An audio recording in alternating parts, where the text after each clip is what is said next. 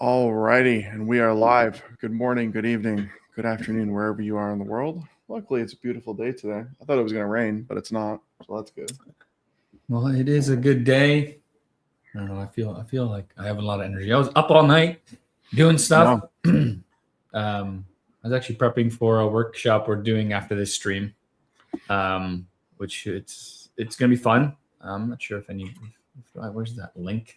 I'll just add it in here in case last minute people want to register. Yeah, I was gonna say if we could put that link in for sure. I think I have it in my calendar as well. Oh, you might have the public one. Yeah, I don't know if I have. The public one. Okay, I just throw it in the chat here. Oops.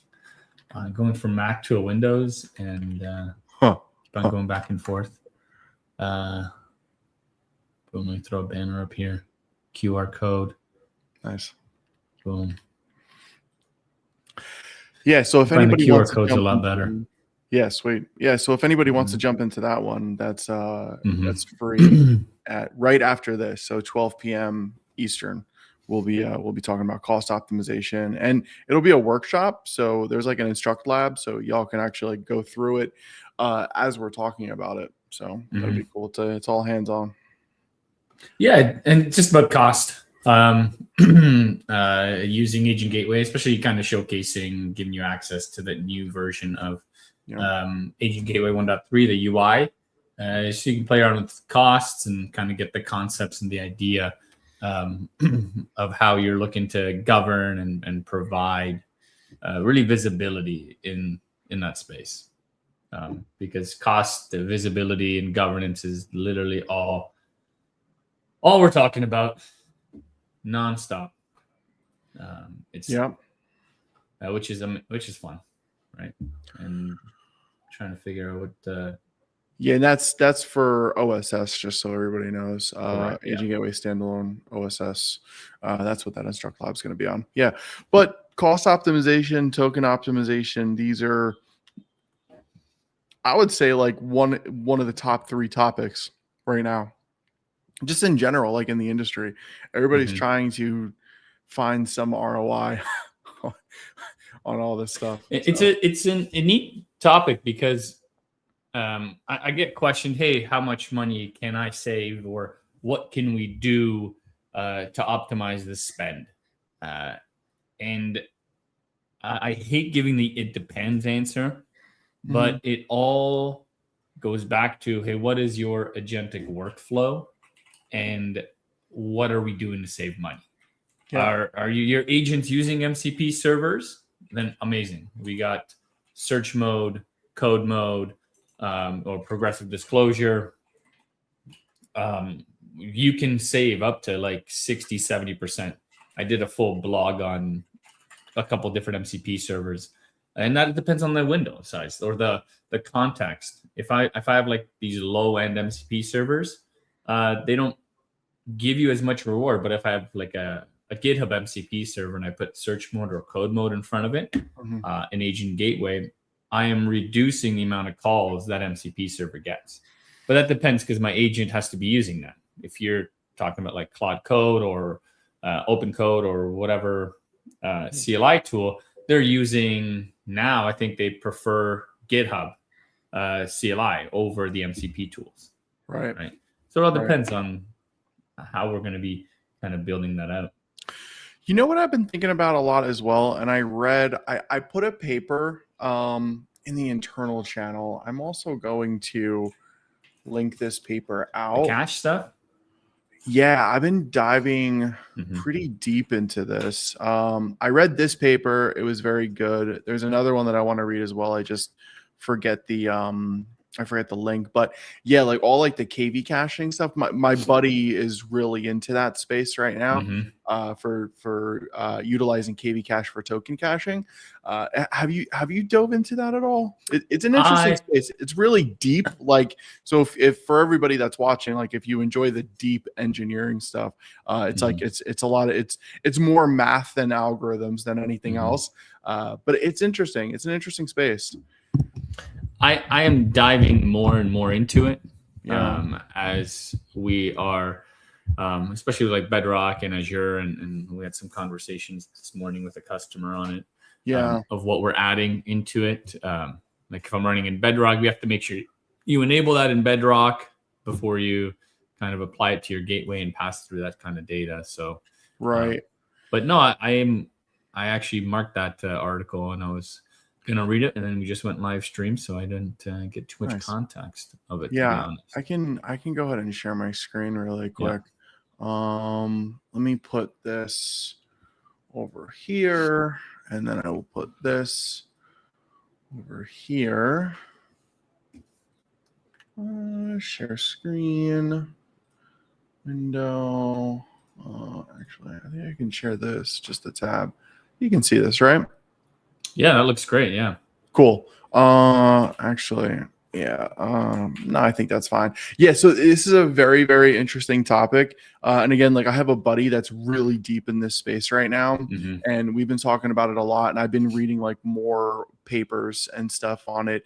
But yes, lots of math, but like very interesting to get a good understanding of like what the data flow looks like, right? So if we're talking about transformer models, which is, you know, pretty much every model right now, you know, what the input token is going to be, what that count is, and then what the projected cache is going to be if you're going to go and ask the same question, right? So like, I'll give you an example.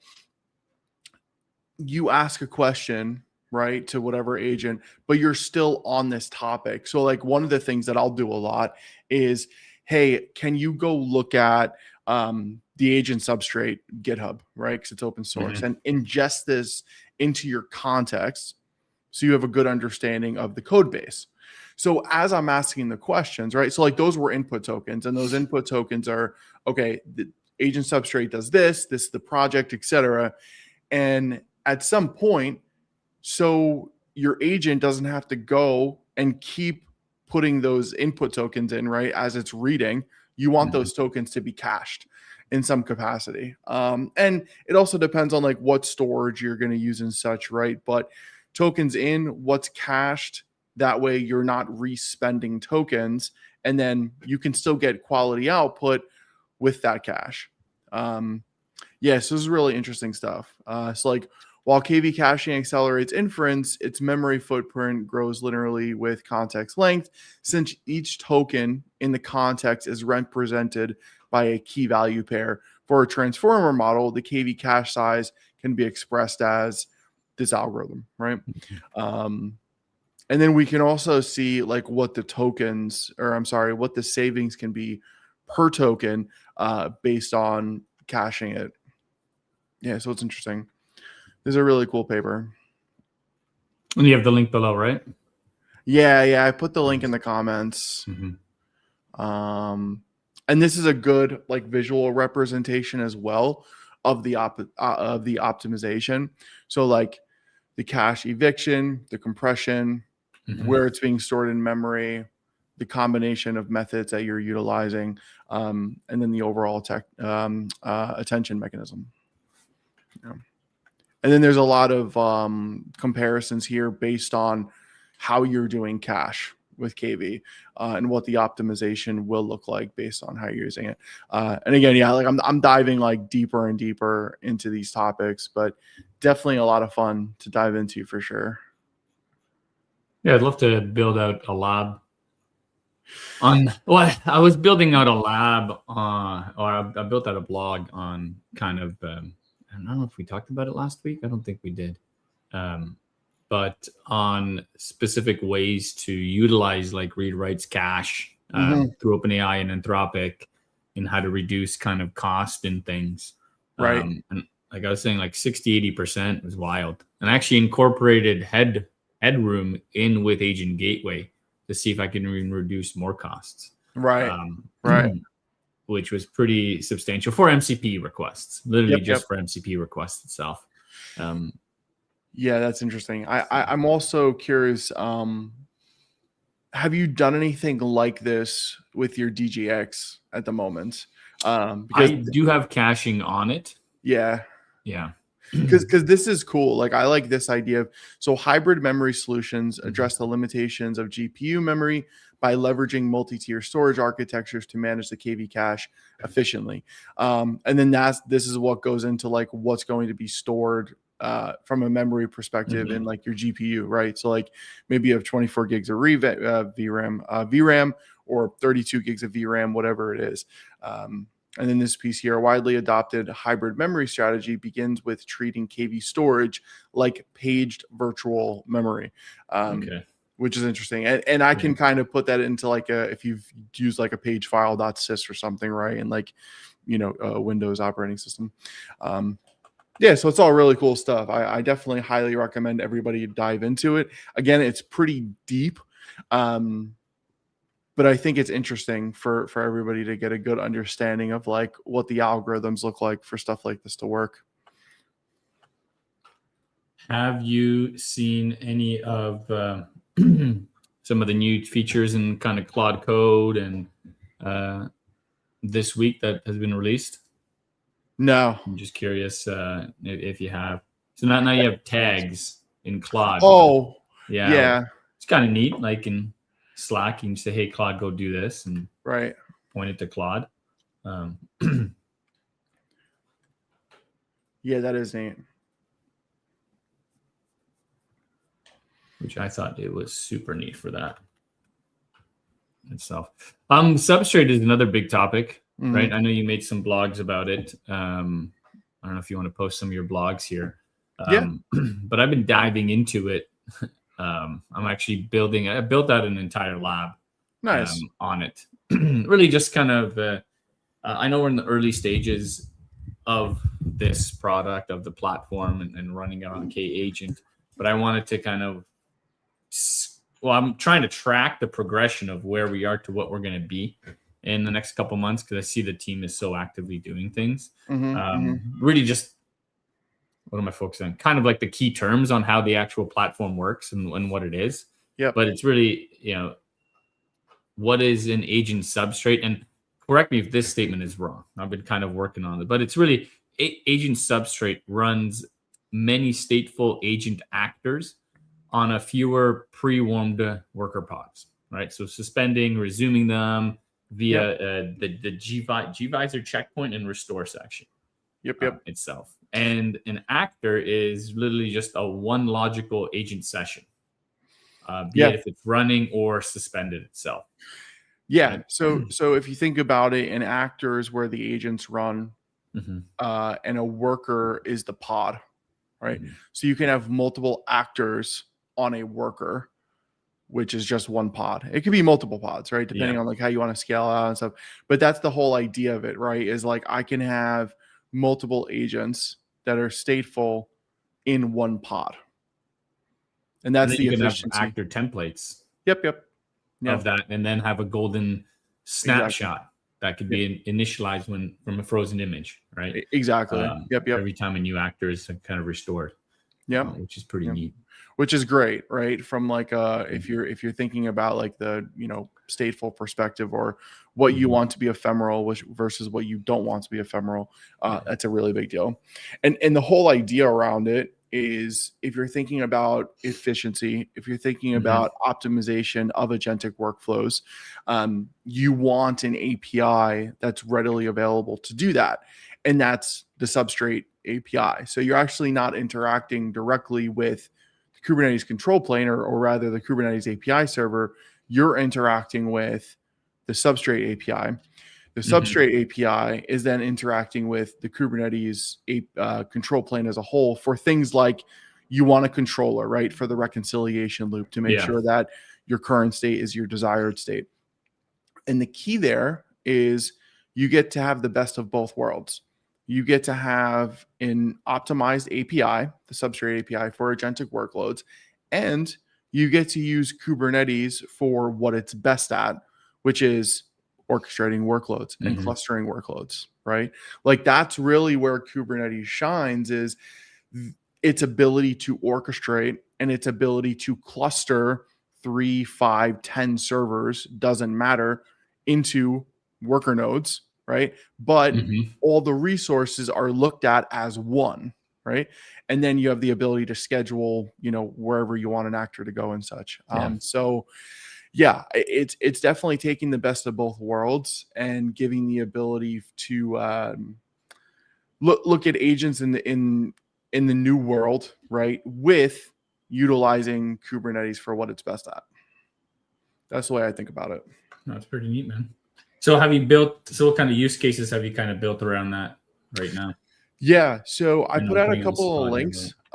Yeah, so like the one big use case was, of course, like K-Agent's fork of Substrate. Yeah. Which the whole idea is this, like what I just described for how Substrate works. The next question is, okay, cool. How do you interact with this thing? Like, what's the client? And out of the box with Substrate, there's not a client, and that's where K-Agent comes into play. So K-Agent is, in this case, the client, right? It's how you are interacting with the agents. So I can deploy K-Agent, right? I can specify that I want a sandbox for my agent that I'm creating, like a new agent in K-Agent. And then I can specify, okay, I want that to be Substrate. So now I get the ability to interact with my agent, and underneath the hood, it's running Substrate. Right? So again, I get all the efficiencies, right? I get all the optimization, but I need the ability to interact with whatever's running in an actor. And to do that, I need a client sitting in front of it. That client in this case is K-Agent. And then I've also been I'll share my screen here really quick. So I have a couple of demos, but my demos are more deeper into like the what's an actor, what's a worker, what's a template, how does it all work, how do you interact with it, right? And then I have I think one or two around like, hey, here's how to create a sandboxed agent with Substrate being the sandbox. But I'm working with my agents right now. I'll go ahead and I'll share this really quick. I literally just started doing this. Oh, nice. Yeah, so I can share this here really quick, right? So like I'm starting to currently work on like, and this is how I prompt everything, right? I'm like, look at this repo, this repo, this repo, put this in, ingest it into your context, and then tell me based on the demos that I already have, what's a good demo to put together right now. So like Opus came up with this list, and I'm actually still going through. I'm working with GPT 5.5 via open code, so we can go through. And I think GPT 5.5, like Claude is really good for templating stuff, but if I need to go deeper into something, I'm always using GPT 5.5, and I love open code, so I utilize with open code. But so now what I'm going to do is I'm going to have GPT come up with a list, right? Because I prompted it the same question. Claude came up with this list, and then I'm just going to copy this, and then I'm going to say, hey, my other agent came up with this list. What do you think? And then it'll consolidate its list with Opus's list. And then those are the demos. But like, I really like this one. There's a cost comparison demo here, talking about essentially if you're using Substrate versus if you're not using Substrate. So one of the really cool things about Substrate is when you have an actor, the actor is suspended unless you are using it. So it has like a hot start essentially. So let's say I have an agent that I'm not using right now or for the next 5 hours. Does it need to consume GPU resources, CPU resources, memory? No, of course not, right? So like those hardware resources can be released and another agent can use them. So an actor will be suspended, but as soon as I want to use that actor again, I can hit it with a curl, right? Or I can open up the agent in K-Agent, and then it'll be running, right? It won't be suspended anymore. And it happens quick. Like I don't know the exact time, but I've never felt like, oh, this is taking a while. Like I just open up my agent and I start, and it's boom, that's it, right? It's very fast. And then I was also looking at this one as well. So I need to dive more into like this piece right here, deploy an MCP server as an actor. I have not done that yet. So I'm really excited to look at this one. And I'm also really excited to look at this one. Those are the two big ones that I'm definitely focused on. Yeah. So that's what I'm currently playing around with. Yeah, I think I'll probably want to do a workshop probably next week, or like maybe on the stream. Like I have a instruct workshop we can do For Substrate? For Substrate. Oh, nice. Really, same thing as you do, right? I use Claude and I go, hey, what did Mike Levon build? Let me copy that and build an instruct platform with it. Nice. You gotta use AI smart, right? That's it, man. Yeah. But one of the great tips, and you kind of mentioned it, and I still talk to engineers and people, and they don't think to do it, is to look at the code in the repo of whatever you're building. It is so critical. It doesn't matter even if it's code or the API. If you ask it, hey, do this on my Kubernetes environment or build this type of MCP server. But before you do that, create your spec with or your blueprint or whatever you're going to call it, or have your loop go out and do things. Point to the API, point to the docs. And speaking of loops, have you done any loop stuff as from last week? You were kind of talking about looping and looping over here. So I've actually been more focused on task-based subagents. I was looking into loops, I was looking into subagents, and then I was looking into how can I get the same results not using loops. And yeah, I mean, I just at this point I'm not like super convinced yet that loops are the way to go. Is it because you're not developing, like you're not a developer? Like everything I see from a loop perspective is for a developer, like maybe a hardcore developer. Hey, I'm writing thousands of lines of code, let it loop through different functions, features, libraries, whatever. To do things. So, and you correct me if I'm wrong, but the way that I see loops is it's a continuous conditional for the agent to learn the best way to do this thing. Yeah, it's a cycle. Yeah. Right. Of having AI evaluate the current state. Yeah. Its instructions, the past actions to determine literally the next step. And then it plans, it acts, and it observes and evaluates and keeps on going. Yeah. So that means taking the human out of the loop, essentially, right? To evaluate. I'm not convinced that like we're there yet. I don't know if it's just like my workflows or what. But I'll give you an example. So I don't know. This is like the 4th week now that my camera is like this. I really need to figure out why it keeps flickering. But so I'll give you an example. I put together a bunch of agent registry enterprise labs, right? Based on everything that I've done. And funny enough, this is what I did. So like I had them in one repo, but I wanted to clean them up, like make them look nice or whatever, right? So like I asked Claude, I was like, take everything that I have in here and just turn it into like demo format. Like don't change the code or anything. Just make it look nice.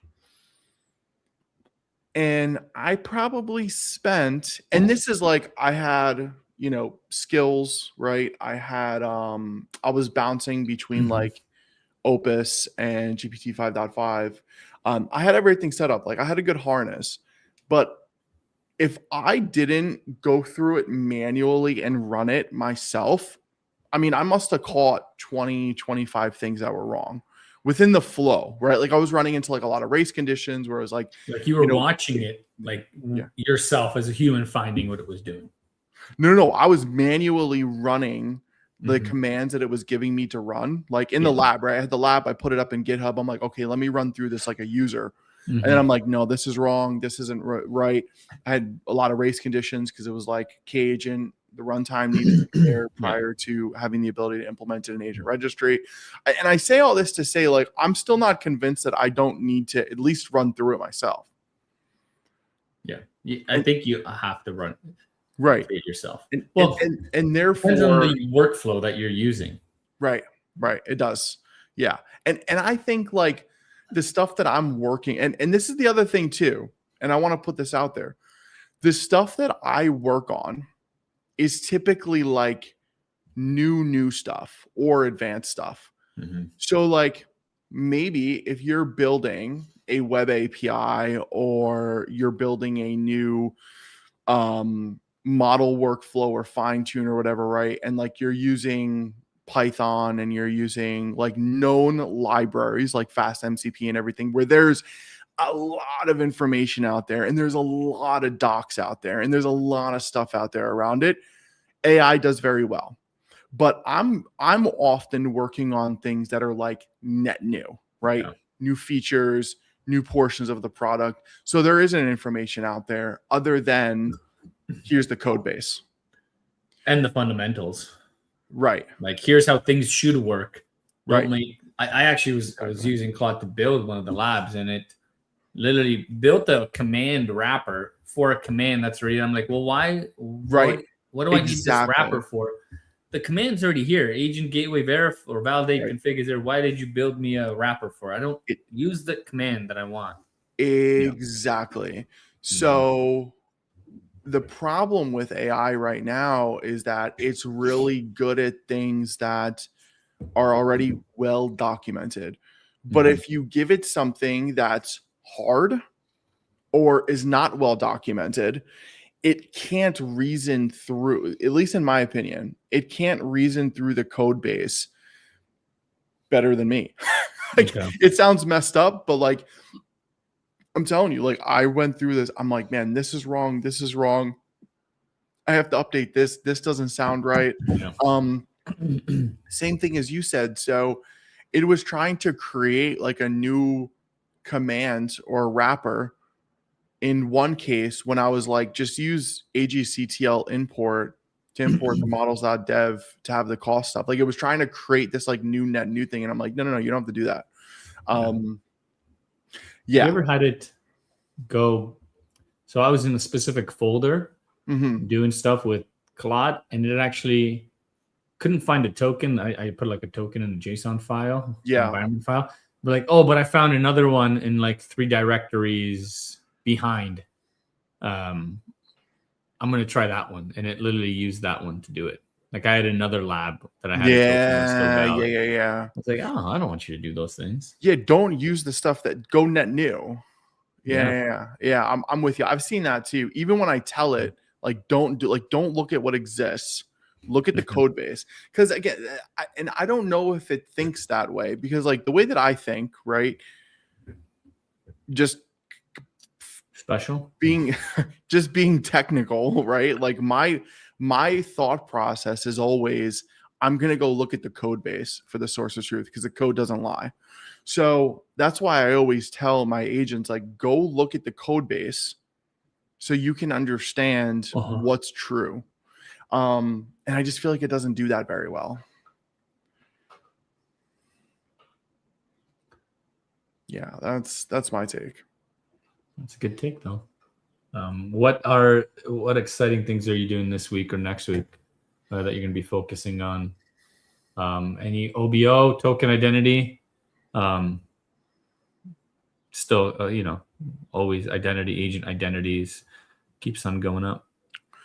Yeah, I think a big focus of mine this week so far has been getting agent registry labs into a really good state so I can share them out. And I'm also, and it's fun because like I'm doing enterprise, right? Enterprise. Yeah. We did a soft launch of Agent Registry Enterprise. Which focuses on registering your AI artifacts. Yeah. Or AI catalogs, however you want to call it.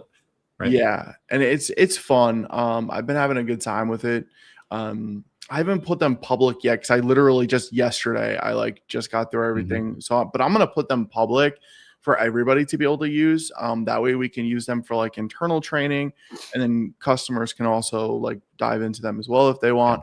But I went through everything, like K-Agent runtime, AWS Bedrock runtime, remote MCP servers going through Agent Gateway, standard MCP servers that are still remote but going through K-Agent, local standard input output MCP servers. So all that you're discovering also what's in Agent Core and what's in your K-Agent or your Kubernetes environment or itself. Yeah. So I've been going through a lot. So that's been a big focus for myself this week. And the other thing that I started looking at was Agent Core OBO, going through Agent Gateway. What else? And then a lot of enterprise MCP use cases. Diving into a lot of that lately. Yeah. What is the biggest MCP server, remote or internal, that you're seeing? The biggest in terms of like how many tools and such? No, the biggest in what is the biggest request that everybody says, hey, this is the one we're using, be it if it's a Slack or ServiceNow or GitHub, or Atlassian or I think like all of the above. Like I just kind of see a lot. Like what I do see, like what I saw a lot of this week, I had a really great customer call where we dove into a really good elicitation use case. So like I'm a user, right? And we have an OBO implementation. So this agent is acting on behalf of myself, and it can go and it can hit these MCP servers. But what about if this request from the agent needs another MCP server that you may not have access to, or your credentials that you're currently logged in with do not have access to, and it needs to go and it needs to hit this MCP server? And that's where elicitation can come into play, right? Where like you can approve this request, you can type in new credentials, have a pop-up, right? Where it's like, hey, put this in like an SSO style pop-up, where it's like, hey, I need to go and I need permission to be able to go hit this MCP server because I need this specific tool for the agent to perform the action that it needs to perform. So that's a cool use case. I've been seeing that pop up more and more. Yeah, because it's interesting to see these workflows, because these workflows aren't like things that we've seen before. Like I'm a user, I need to go do a thing. I go and I do it. I have the permissions to do it. But an agent may have to go fan out other places, may have to fan out to another agent. It may have to fan out to another MCP server. You may be logging in with credentials that do not have access. And then the question is, where does the token exchange occur? Yeah. Right. So like when it comes to, hey, I'm doing this whole workflow, but there's multiple tokens here, because there's a token for the elicitation piece, there's the token for the OBO piece. How do they come together and tie together? And that just goes back to like how important and crucial and quite frankly advanced the OBO conversations are, and just overall token exchange. It's it's interesting. If we kind of shift topics, have you looked at any of the new GLM 5.2 models? No. Have you had any? So a new model came out. Yeah, I still need to. And it's funny, like I feel like we probably talk about, so we usually talk on Fridays, but it's funny because every Friday for probably, I don't even know how many Fridays at this point, how many times have you heard me say like, yeah, I'm going to go get a DGX Spark this weekend, and I'm going to, start putting models and stuff on it. And like every week I'm like, yeah, like this week, I'm like, yeah, maybe the GLM model use case is a good one to go do this. I think you can try it out. Like Cursor's running it. Like we have access to Cursor. Yeah, so you can use it in Cursor. What about Grok build? Is it in there or no? Is it in Grok? No. Okay. It could be. I have no idea. Yeah. Right, literally all my stuff I funnel now, like all my DGX Sparks and any model I'm doing, or at least all my Agentic. Like I have a bunch of Hermes environments that are deployed. Like little Dockers, LXCs on my Proxmox, just like dedicated Hermes environments. They're all now running off my DGX as the main thing. But I haven't tested 5.2. I'm hearing like it's great, it's amazing, it's Opus, over Fable 5. Whatever levels, and then some people are like, yeah, it's okay. Right. But are you hearing? And again, like whenever I hear this stuff come up on social media, I always ignore it, because like every new model comes out, there's a billion people being like, "This is the best model ever. It's gonna kill all the other models." I don't even read that. So, like in your opinion, it's okay. It's from what I've played, it's amazing. Oh, so you think it is right there with 4.7, 4.8. Okay. I had some tests. I was playing around with some stuff. Really what I wanted to do is I gave it without spending a lot of stuff in cloud. I always try to do everything local, and I try to make the hardest, not the hardest, but I'm like, hey, here is my Proxmox server. Here's my credentials, feeding it. Build me either Linux container or deploy an Ubuntu, install this, whatever. And I don't give it any other content, any other information. I just give it some instructions, and I add it in my loop, and I'm like, just go. And then I watch all 3 or 4, whoever I'm testing with, build something specific. Like I was just doing like the Hermes agents. I'm like, hey, here's, I had Grok. I had my local Gwen 3.6 model. I had Claude and 5.2 through Cursor. And I'm like, all right, here is 5 Telegram accounts. Yeah. Set up Hermes agent, configure it this way, and make it all work. And I set a goal for everyone, because you can use that. The goal function is now available on every single harness. Right. And I go do it. And it was literally 5.2 finished first of a working model, like literally like 10 seconds. Opus, Grok, and my DGX just, I think, ran out of context. Right. That one was just spinning because I only have like 250K context window on that device, and it was just, so it solved that specific workflow that I had with it. Right. I'm trying to create more fun ones like that. I got a drone here. Nice. A little drone. I haven't configured it yet, but I want it to do stuff. The one thing I'm going to be doing is I actually wanted to stream this live, the camera.